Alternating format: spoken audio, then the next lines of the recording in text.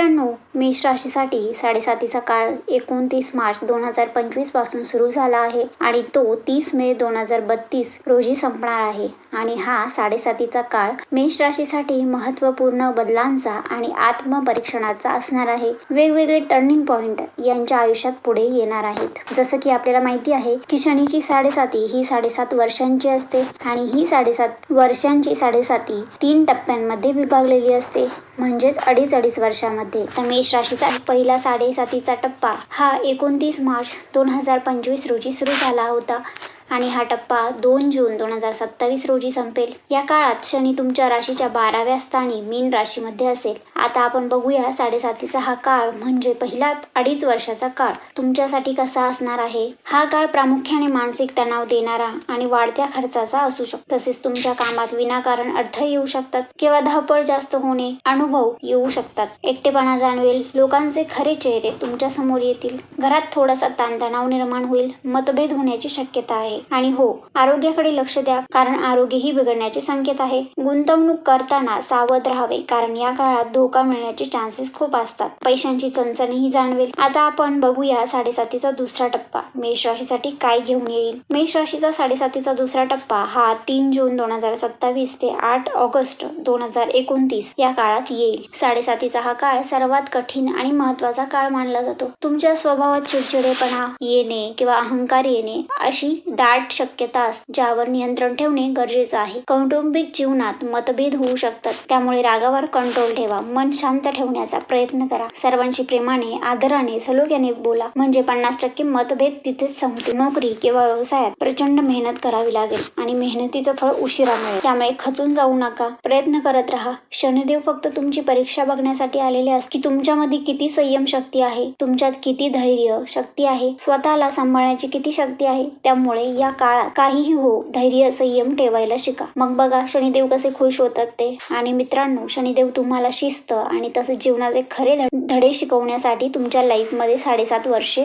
आलेले असतात. त्यामुळे तुमचं व्यक्तिमत्व अधिकच चमकेल. आता बघूया शनी साडेसातीचा तिसरा टप्पा मेष राशीसाठी कसा असेल. मेष राशीसाठी साडेसातीचा तिसरा टप्पा 9 ऑगस्ट 2029 रोजी सुरू होऊन फायनल 30 मे 2032 ला संपेल आणि तुम्हाला शनीच्या साडेसातीतून मुक्तता मिळेल. हा काळ तुमच्यासाठी दुःखातून, संकटातून सावरण्याचा आणि प्रगतीचा असणार आहे. आता या काळात तुम्ही मागील 5 वर्षात जे जे दुःख भोगलेत, जे कष्ट केलेत, त्याचं गोड फळ तुम्हाला शेवटच्या टप्प्यात मिळणार आहे. या काळात तुमची आर्थिक स्थिती हळूहळू सुधारेल आणि उत्पन्नाचे नवीन स्रोत निर्माण होतील. कुटुंबात शांतता येईल, वादविवाद हळूहळू कमी होतील आणि नातेसंबंधात गोडवा येईल. जुन्या गुंतवणुकीतून तुम्हाला लाभ मिळतील. हळूहळू बिघडलेली जीवनशैली रुळावर येईल. मेष राशीसाठी विशेष टीप. मेष राशीचा स्वामी मंगळ आहे, तर शनी आणि मंगळ हे परस्परांचे शत्रू आहेत. त्यामुळे तुम्हाला साडेसातीमध्ये खूप संयम ठेवावा लागेल. उतावळेपणाने घेतलेले निर्णय तुम्हाला नुकसान देऊ शकतात. त्यामुळे मन शांत ठेवा. कोणताही डिसिजन घ्यायचा असेल तर थोडीशी चर्चा करा आणि मगच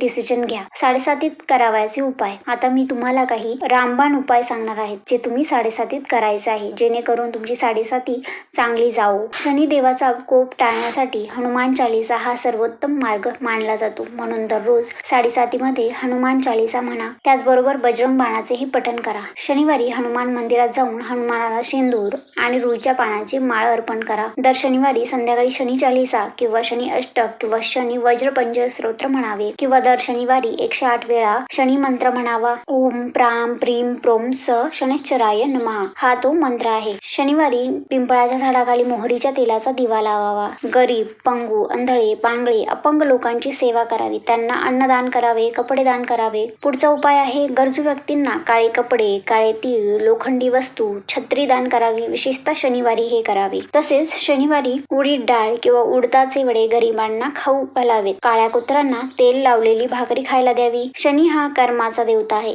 त्यामुळे साडेसातीमध्ये तुमचे आचरण शुद्ध असणे अत्यंत गरजेचं आहे. कोणाचीही फसवणूक या काळात करू नका आणि कोणाचेही मन दुखवू नका. तुमच्या हाताखाली काम करणाऱ्या लोकांशी म्हणजे कामगार वर्ग, नोकरदार वर्ग यांच्याशी आदराने वागा. व्यसनापासून म्हणजे दारू, मांस, मच्छी खाणे यापासून थोडंसं लांब राहा आणि विशेषतः शनिवारच्या दिवशी हे करूच नका, विशेषतः शनिवारी आणि मंगळवारी. मित्रांनो, साडेसाती म्हणजे केवळ संकट नसून ती व्यक्तीला शिस्त लावण्यासाठी येते. या काळात शक्यतो कंटाळा करू नका. संयम आणि कष्टाची तयारी ठेवल्यास हा काळ तुम्हाला आयुष्यात आयुष्यात खूप मोठी प्रगती देऊन जाणारा असेल. मित्रांनो, जर ही माहिती आवडली असेल तर लाईक आणि सबस्क्राईब नक्की करा आणि कमेंट बॉक्समध्ये लिहा जय शनिश्चर महाराज.